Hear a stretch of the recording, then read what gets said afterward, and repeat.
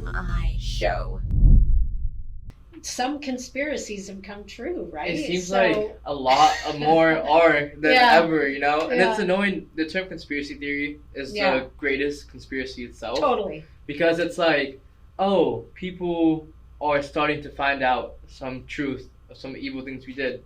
Let's make this term, let's add in crazy whack shit that no one believes into the label of conspiracy. Yeah. And then boom, when you bring up conspiracy, people will think of, you know, the crazy stuff and then the real stuff. Yeah. But that kind of, you know, it dissolves the true stuff within, you know, into the crazy stuff. Yes. That's just really annoying. Yeah. It's like, because now when people hear conspiracy, they write everything off they hear. Totally. Like, you know?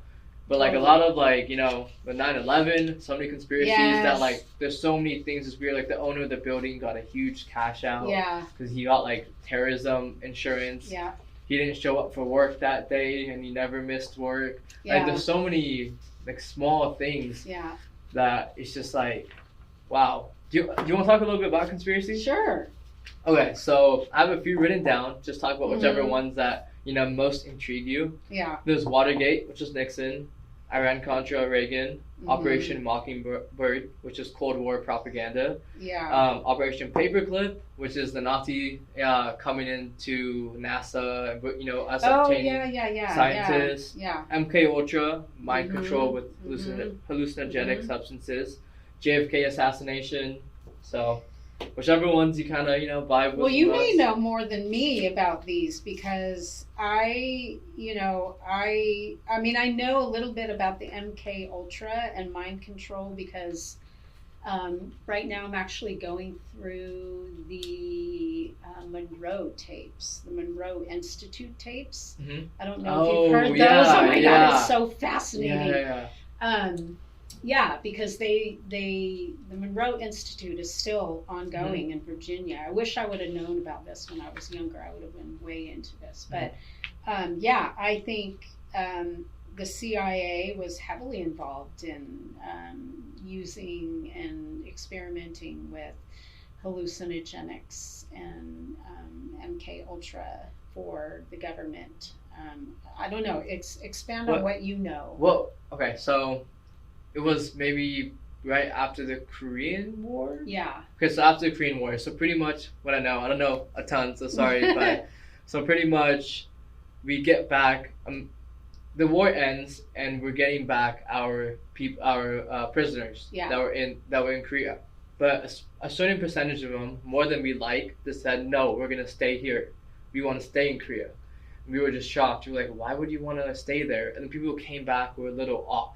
And you were like, what are the Koreans doing to, you know, gain the support and attention of our people?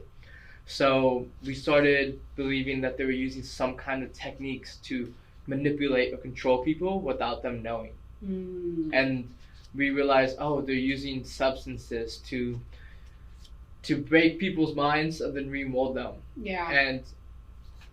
And you know, like Manchurian Candidate, like, I guess it's kind of like similar to that a little bit. Yeah. But probably different techniques. I think that was more of hypnosis, whereas for this, they were like, it's substances. Yeah. So we started experimenting with substances like LSD mostly because we thought that's what they were doing. So first, it was working backwards. It was like, let's experiment and try to research what they did to our people.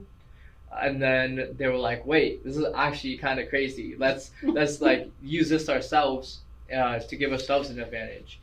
And they involved one cult that was really big at the time, and people were saying the CIA used this cult to, like, what was their name?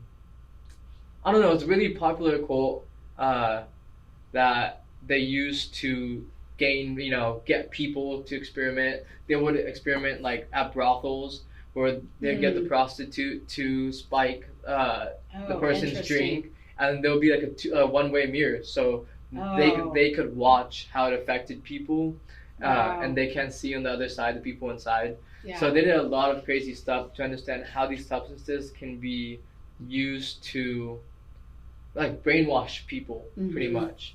So that was MK Ultra, and they involved so many different parties and actors to learn more about this. And I don't even know where that they are right now with it. It's probably crazy advanced. You know? Oh yeah. I mean, I don't put anything past the government really. I used to, like I said, blindly trust my government, and I could see why people don't, right? Because they don't necessarily have the people's, you know, they're not looking out after us, right? Yeah. There's another one I actually just learned about, and it was during the Cold War, right? So me growing up, I grew up in the Cold War as well. You know, all we knew was Russia was going to nuke us, right? That's what we learned. Had no concept of why, didn't know the backstory. That's what we were told. But I just found out, like, I think in the 50s, during the height of the Cold War, that the CIA wanted to put out, particularly to Russia, what these wonderful painters that we had in the United States, right? Because a lot of like really good artists and painters come from Europe, right? So they wanted to make sure that we were showing Russia, or the Soviet Union, I should say, that we have amazing, incredible artists. And what they did was they deliberately chose artists who were like totally abstract. So they chose Pollock. They chose that whole movement, right? So they handpicked, of course, they were all men, male artists, and and if you look at a Jackson Pollock painting, it was right. It was kind of like the new thing, and people didn't quite know how to react to that painting. So they kind of pushed all of that out there to say, hey, we're America. Look at all these incredible things we're doing. We're thinking abstractly, to kind of shove it into the Soviets' face, like, you know, be jealous of us. Look what we got. There's maybe something here to that. But I didn't realize that the CIA did that. Like, why would they have any interest in using art? Well, they did it to use as propaganda, as, you know, we're doing great here in the art world.